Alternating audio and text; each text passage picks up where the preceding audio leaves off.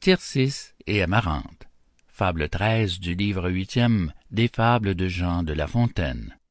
Un enregistrement de Jean Lambert pour LibriVox.org.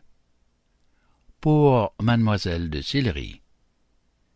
J'avais Ésope quitté pour être tout à Boccace, mais une divinité veut revoir sur le Parnasse des fables de ma façon.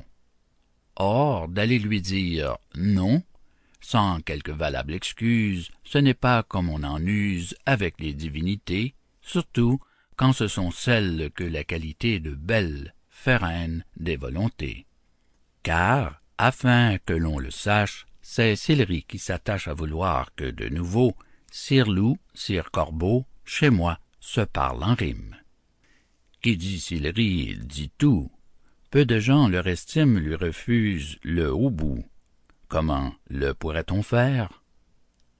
Pour venir à notre affaire, mes contes, à son avis, sont obscurs. Les beaux esprits n'entendent pas toutes choses. Faisons donc quelques récits qu'elle déchiffre sans glose. Amenons des bergers, et puis nous rimerons ce que disent entre eux les loups et les moutons. Tircis disait un jour à la jeune Amarante, « Ah! Si vous connaissiez comme moi certain mal qui nous plaît et qui nous enchante, il n'est bien sous le ciel qui vous parut égal.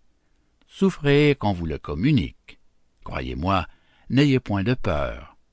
Voudrais-je vous tromper, vous, pour qui je me pique des plus doux sentiments que puisse avoir un cœur? » Amarante aussitôt réplique.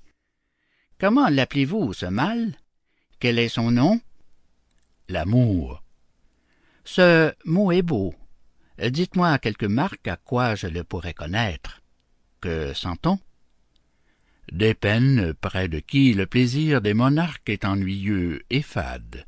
On s'oublie, on se plaît, toute seule en une forêt.